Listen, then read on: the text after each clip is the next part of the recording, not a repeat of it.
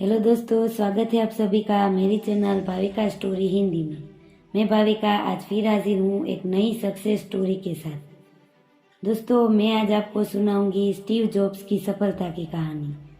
तो चलो दोस्तों, बिना समय को गवाए वीडियो को जल्दी से शुरू करते हैं। जब मैं 17 साल का था तब मैंने एक बुक में पढ़ा था कि यदि आप हर रोज ऐसे जिए जैसे कि यह आपकी जिंदगी का आखिरी दिन है तो आप किसी न किसी दिन यह साबित हो जाओगे। यह विचार मेरे दिमाग पर छा गया और तब से मैंने शीशे में खुद से ये सवाल किया है कि अगर ये दिन मेरी जिंदगी का आखिरी दिन होता तो क्या आज मैं वो करता जो मैं करने वाला हूँ। और जब भी लगातार कई दिनों तक जवाब नहीं में होता तब मैं समझ जाता हूँ कि कुछ बदलने की ज़रूरत है, कुछ नया करने की ज़रूरत है। स्टीव जॉब्स की इस स्पीच में बहुत ही गहराई है। अगर आप ये बात ध्यान से समझें तो ये बात आप में एक अलग ही ऊर्जा भर देगा और इससे भी ज्यादा ऊर्जावान उनके जीवन की कहानी है। यह एक ऐसी शख्सियत थी जिन्हें ना अपने पैसे से प्यार था और ना ही पैसा उनकी पहचान थी, बल्कि लीक से हटकर सोचना तथा टेक्निक को नए रूप में परिभाषित करना उनके प्रबल व्यक्तित्व की विशेषताएं थी। लेकिन स्वयं स्टीव जॉब्स के लिए उनकी जिंदगी कभी आसान नहीं रही। उनका प्रारंभिक जीवन काफी भ्रम और उथल पुथल से भरा हुआ था। तो बिना समय गवाए हम उनके बारे में शुरू करते हैं।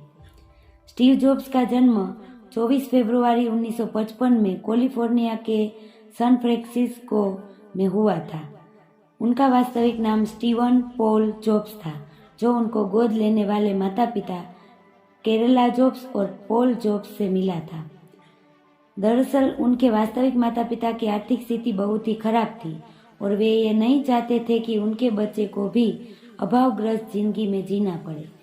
इसीलिए उन्होंने स्टीव को एक ऐसे दंपति को सौंपने का फैसला किया जो उनकी अच्छी परवरिश कर उन्हें अच्छी शिक्षा दे सके। उनके पिता पॉल जॉब्स एक इलेक्ट्रिकल वर्कशॉप चलाते थे, इसीलिए स्टीव का ज्यादातर समय अपने पिता की मदद करने में व्यतीत होता था। यही वो माहौल था जिसने उन्हें चीज़ों को नए रूप में जोड़कर बनाना सिखाया और फिर धीरे धीरे इलेक्ट्रॉनिक उनका शौक बन गया।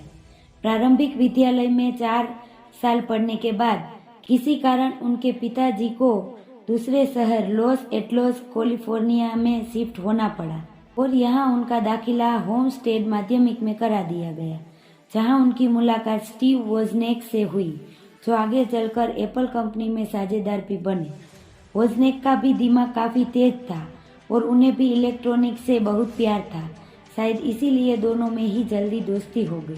स्कूली शिक्षा पूरी करने के बाद स्टीव जॉब्स ने आगे की पढ़ाई जारी रखने के लिए रीड कॉलेज में एडमिशन तो ले लिया, लेकिन इस कॉलेज की फीस इतनी महंगी थी कि उनके माता पिता के लिए उसे दे पाना संभव नहीं हो पा रहा था और स्टीव जॉब्स को भी अपने माता पिता का पैसा बर्बाद करना अच्छा नहीं लगा, क्योंकि उन्हें उस पढ़ाई में ज़्यादा दिलचस्पी नहीं थी।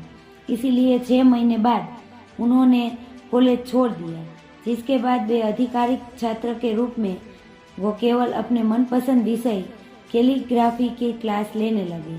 यह एक ऐसा समय था जिससे स्टीव के पास बिल्कुल भी पैसे नहीं होते थे, यहाँ तक कि अपनी हॉस्टल के कमरे में किराया भी नहीं दे सकते थे, जिसने वो अपने दोस्त के कमरे में फर्श पर सोते थे और खाना खाने के लिए हर रविवार 7 मील दूर पैदल चलकर मंदिर जाते थे, ताकि हफ्ते में एक बार वह पेट भरकर खाना खा सके।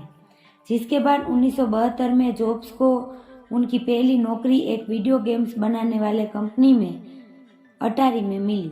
वो वहाँ कुछ वर्षों तक काम किया, लेकिन जैसा ही होता है, हर इंसान की जिंदगी का एक आध्यात्मिक पक्ष भी होता है और उसे पाने के लिए हर किसी का तरीका भी अलग। स्टीव के आध्यात्मिक पूर्ति का स्थान भारत था और जिसके लिए उन्होंने पैसे बचाने शुरू किए। 1974 में वह भारत अपने दोस्त डैनियल कोटे के साथ आए, जो बाद में जाकर एप्पल कंपनी के एम्प्ली भी बने। भारत में वह 7 महीने रहे और बौद्ध धर्म को पढ़ा और समझा, जिसके बाद वो वापस अमेरिका चले गए और फिर से अटारी कंपनी में काम करने लगे और यहीं पर स्टीव जॉब्स और स्टीव वोजनिक फिर अच्छे दोस्त बन गए। दोनों ने मिलकर काम करने को सोचा और जहां दोनों की रुचि इलेक्ट्रॉनिक में थी तो कंप्यूटर बनाना उनके लिए सही फैसला था। और दोनों ने मिलकर अपने पापा के छोटे गैराज से अपने जुनून को हकीकत में बदला। उस वक्त स्टीव की उम्र मात्र 21 साल की थी और इस काम को आगे बढ़ाने के लिए उन्हें एक इंटेल कंपनी के रिटायर इंजीनियर से सहगोरोशी प्राप्त हुई और काफी मेहनत के बाद उन्होंने अपना पहला कंप्यूटर सन फ्रांसिस्को कंप्यूटर क्लब में पेश किया, जिसे लोगों ने खूब पसंद किया। जिसके बाद 12 दिसंबर 1980 को पहली बार कंपनी का आईपीओ बाजार में उतारा गया, जिससे एप्पल एक सार्वजनिक कंपनी बन गई। और एप्पल के इस आईपीओ ने विश्व के किसी भी कंपनी से ज्यादा लगभग 300 व्यक्तियों को रातों रात ही करोड़पति बना दिया। उसके बाद जब एप्पल थर्ड और लिसा डेस्कटॉप बाजार में लॉन्च हुआ तो लोगों ने उसे ज्यादा पसंद नहीं किया और कंपनी घाटे में चली गई और दुर्भाग्य से इसका जिम्मेदार स्टीव को ठहराया गया। और 17 सितंबर 1985 में कंपनी के बोर्ड ऑफ डायरेक्टर ने स्टीव को कंपनी से निकाल दिया, जिसके बाद वो टूट चुके थे। असफलता उन्हें खाए जा रही थी, लेकिन उन्होंने हिम्मत नहीं हारी और अपनी नेक्स्ट नाम की कंपनी खोली। और इस कंपनी से उन्होंने इतने पैसे कमाए कि 1986 में $10 मिलियन में एक ग्राफिक कंपनी खरीद ली, जिसका उन्होंने फिक्सर रखा, जिसमें उन्होंने अच्छी सफलता हासिल की। और इधर स्टीव जॉब्स के बिना एप्पल कंपनी घाटे में चल रही थी। तब एप्पल ने $477 बिलियन ने नेक्स्ट कंपनी को खरीद लिया और स्टीव जॉब्स बन गए एप्पल के सीईओ।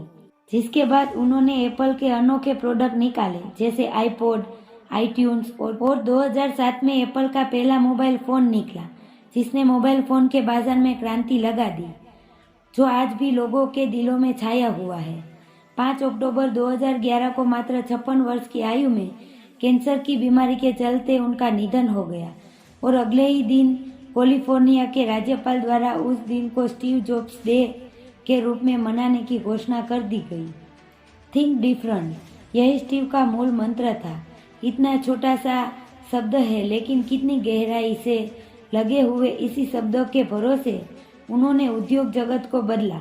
उनका हमेशा से यह मानना था कि जीवन में यदि हमें सफल होना है तो किसी का भी इंतजार किए बिना अकेले चलना सीखना पड़ेगा। तो दोस्तों, अगर आपको ये वीडियो अच्छी लगी हो तो मेरी चैनल को लाइक, शेयर और कमेंट कर देना। और अगर आपको ऐसी मज़ेदार स्टोरी और सुननी है तो मेरी चैनल को सब्सक्राइब कर देना। मिलते हैं नेक्स्ट वीडियो में।